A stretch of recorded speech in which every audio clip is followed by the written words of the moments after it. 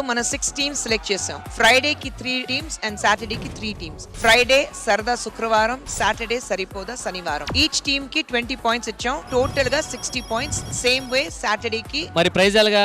మీ 3 టీముల నుంచే మీరే బెట్ వేసుకోవాలి. మా ఇద్దరు కాంపిటీషన్ ఎవరు గెలిచారనే విషయం ఎప్పుడు చెప్తారు? అది సాటర్డే చెప్తాం. రావు గారు మీరు కాన్ఫిడెంట్ ఉన్నారు కదా?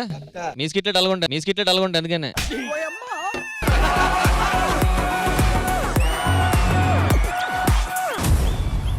ఏంటి పుష్ప చేయలేచింది? టీంలే లేసిపోతా ఉండే, చేయలేస్తే ఏమొచ్చిందిలే అమ్మే.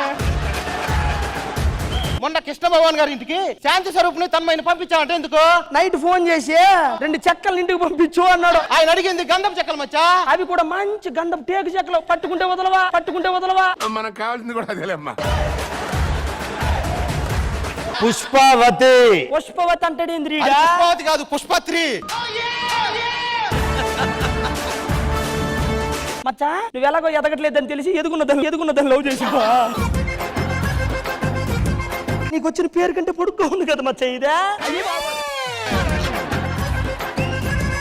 ఈ ఎక్స్ట్రా జబర్దస్త్ ప్రోగ్రామ్ తీయడం వల్ల మీరు ఎంత బాధపడుతున్నారు? ఏం జరిగింది అసలు? ఎవరిని అడిగి తీశారు? ఒక ఆడియన్ గా రోజు చూస్తాను ఎక్స్ట్రా జబర్దస్త్. రోజు రాదుగా, యూట్యూబ్ లో చూస్తాను రోజు నేను. బోర్డు ఏంటి?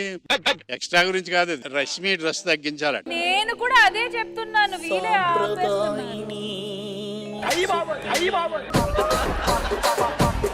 ఎక్స్ట్రాలో ఎన్ని మిస్ అవుతున్నారో తెలుసా? నువ్వేం మిస్ అవుతున్నావు? ఈవిడ మిస్ అవుతున్నాను సార్. అసలు ఈవిడ చేసే స్కిట్లు ఉంటాయి సార్, అది స్కిట్ కాదురా బాబు, ఆ జడ్జిమెంట్ అది. ఏమో సార్, నాకు దానికి ఎక్కువ నవ్వు వస్తుంది.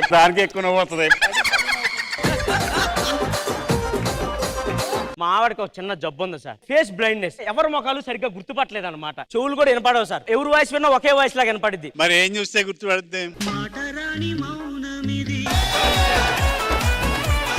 నువ్వు ఇంత ముందు సద్దాం టీమ్ లో ఉండేవాడు కదా? అవును. ఇప్పుడే నిమ్మల్ టీంకి వచ్చావు. పార్టీలే మారి ఆ టీములు మారలేనా? నేను బయటికి వెళ్ళి వస్తా, జాగ్రత్తగా ఉండు. ఎవరన్నా వచ్చి ఏమే అని అంటేనే నీ మొగుడిని 4 ఇంటికలు ఉంటాయి నీ మొగుడికి, అది గుర్తు పెట్టుకో. ఏమే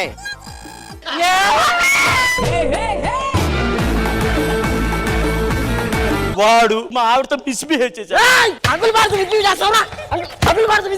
వాళ్ళిద్దరు రాకుండా చూసుకునే బాధ్యత నాది.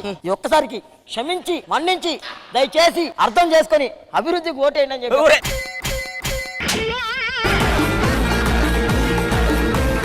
నేను క్రికెట్ కామెంటేటర్ గా పనిచేస్తుంటానండి. మేడం గారికి లెటర్ రాశాను నేను. ఆవిడ అడ్రస్ తెలుసా నీకు? అయ్యో ఎందుకు తెలీదు, అందం అని రాస్తే చాలా వాళ్ళ ఇంటికి వెళ్ళిపోద్ది. రిప్లై పెట్టారంట ఆవిడ. అడ్రస్ ఏమని రాశారు? వృద్ధాప్యం అని రాశారు. అయితే రష్మి గారి ఇంటికి వెళ్ళిపోయి ఉంటది.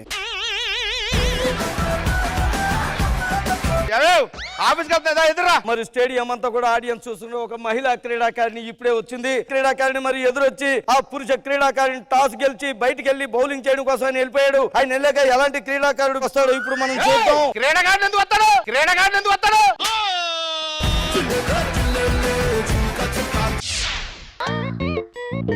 Good morning sir.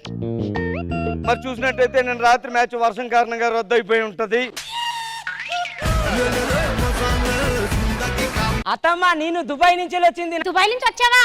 గుర్తుపట్టింది. నేను చూడలేదు కదా మరి.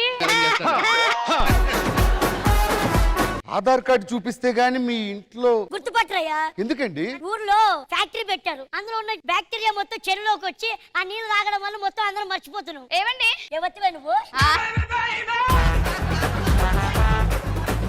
పెళ్లి కొడుకు కూర్చోబెట్టండి అయ్యా, పెళ్లి కూతురు కూడా కూర్చోబెట్టండి ఆయన. ఈడు జోడు చక్కనైనది. ఇది నీ పెళ్ళంరా? నాకెప్పుడైంది పెళ్లి? చెప్పు తీసుకొడతా చూసుకో. బాబు అమ్మాయిని కూర్చోబెట్టండి. బాబు కన్యాదానానికి టైం అవుతుంది. మామగారు వచ్చి కాలు గడగండి ఆయన. ఎవడు గడుగుతాడు? ఎందుకు గడుగుతాడు? కూతుర్ని కన్నావు కదరా, కన్యాదానం చేయి. డాక్టర్లు చెప్పారు నాకు పిల్లలు కష్టం అని. సారీ అంటే మీరు మాట్లాడరేంటి? ఏదో పక్కింట్లో పంచదార దొరుకుతుందంటే వచ్చాను. ఏవండి అన్నగారు, షుగర్ ఉందా? గ్లూకోజ్ ఉంది. జబర్దస్త్ కథనా కామెడీ షో ప్రతి శుక్రవారం మరియు శనివారం రాత్రి 9:30 మీ ఈటీవీలో.